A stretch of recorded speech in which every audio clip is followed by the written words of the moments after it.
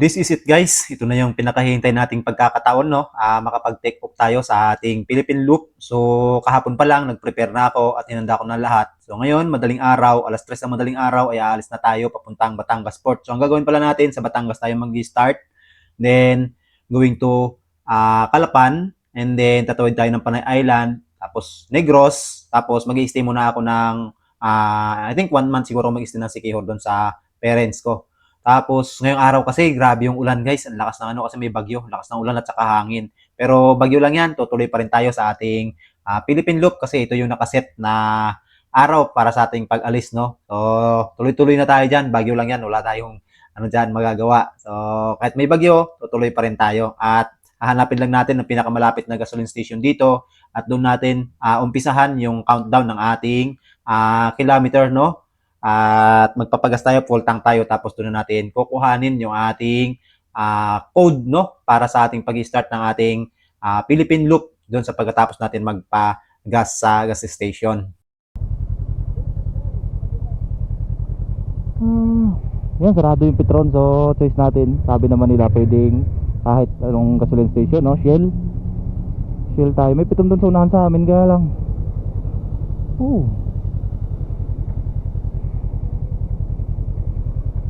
So hanap man tayo ng ano, gasoline station kasi sarado yung Petron dito sa may amin. Dati naman to 24 hours. Bakit kaya ngayon sarado? Unfortunately, sarado yung pinakamalapit na Petron sa bahay namin, no? Kaya tumakbo ako ng ilang kilometro. I think nasa mga almost 4 kilometers yung tinakbo ko para makita natin yung pinakamalaking Petron station, no, sa may bandang Carmona na. At dito na ako nagpa full tank at dito na natin kinuha yung ating code para sa pag-start ng ating Philippine Loop. Ngayon nga lang ay bumuhos talaga ang napakalakas na ulan. Ayan, dito tayo magpakarga sa Petron Maduya daw to, Petron Maduya, Carmona, Cavite. So dito tayo mag-jump off, dito tayo mag-start. So ayan, nabot tayo ng ulan dito, no, pagkatapos natin magpa-gasolina. Lakas ng ulan, sobrang lakas ng ulan. Pumupa at hangin. Kaya kaputi muna tayo. Kaluwir lang, kaputi, baliktad pa yata yung kaputi ko. So pantalon lang muna. Ay, naka-jacket naman tayo, hindi masyadong tatagos. Sana hindi na bumugsulit yung hangin sa kaulan, no. Lakas ng hangin nung kanina sa kaulan. So di bali, titry na natin ang baba natin pa Batangas yan para abot tayo. Time check 4:07 in the morning, no. Dito pa tayo sa ano, Carmona. Kaya salamat sir, Ilang sandali lang ay medyo humupa rin yung buhos ng ulan, kaya kinuha ko na yung pagkakataon na yun para lumarga na. Ngunit ilang hindi pa lang yun, tinakbo ko mula dun sa pinaggasolinahan kong Petron, bumuhos na naman yung napakalakas na ulan at may kasama pang malakas na hangin.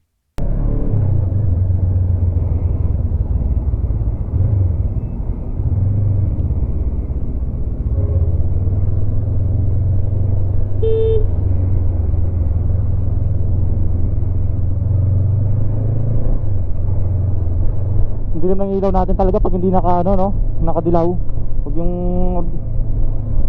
ilaw lang natin ng asahan, grabe dilim. Saka yung side mirror natin wala tayong makita halos. Kaya naputing tayo at approaching tayong expressway, South Expressway. Sana hindi na bumusok ulan, no. Layo pa tayo, Batangas Port.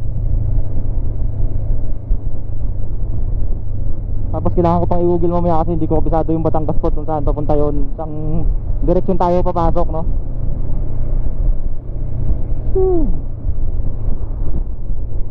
Mahangin, maulan. Marami itong experience ito.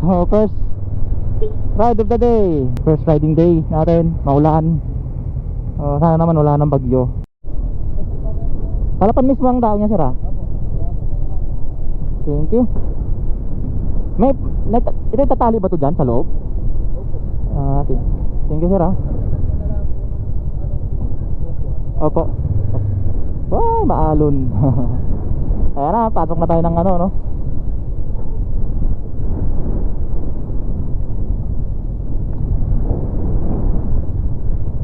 Ayan, pasok na tayo ng Marco, Calapan, sir.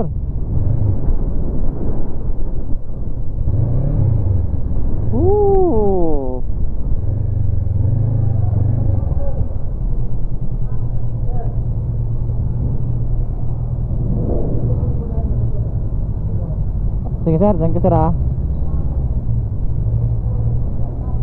Gitna sir, o diyan sa gilid? Ah, dulas. Wala eh. Okay lang sir no. So yan no, nakapasok tayo dito sa barko. Medyo maalon ngayon, nakatakot. Dito na tayo sa loob ng ano, Montenegro yung nasakyan ko. Montenegro shipping line. Oh, natakot, grabe yung alon, malakas ang alon.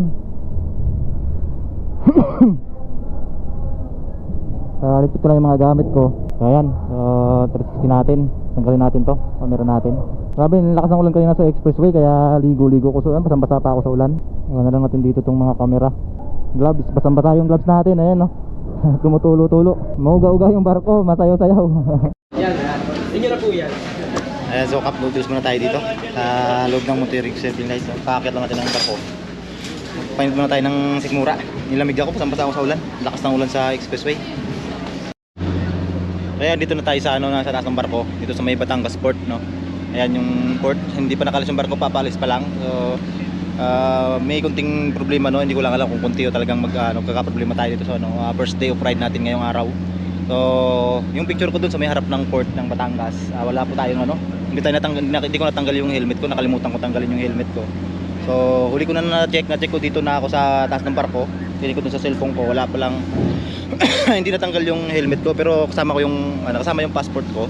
Picturean ko din, kaya lang hindi ko natanggal yung helmet ko. May picture naman ako doon, kaya lang hindi ko kasama yung motor. Doon sa pag-entrance ng barko, nagpicture ako. Kaso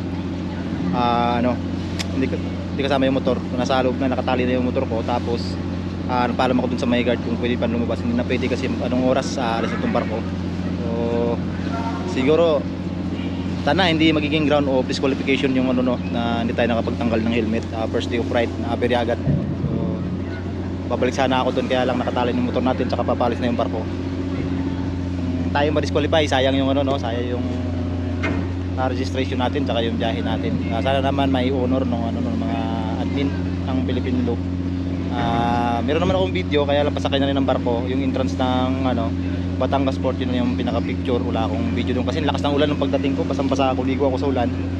So ayan try natin i-contact sa Philippine Loopers Philippine Loopers administrator kung pwede natin ipakiusap yung hindi natin natanggal yung ating helmet.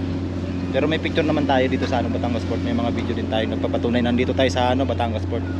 Ayun update lang sa ating vlog, nandito tayo sa hindi pa umalis yung barko, maya-maya siguro alis na to.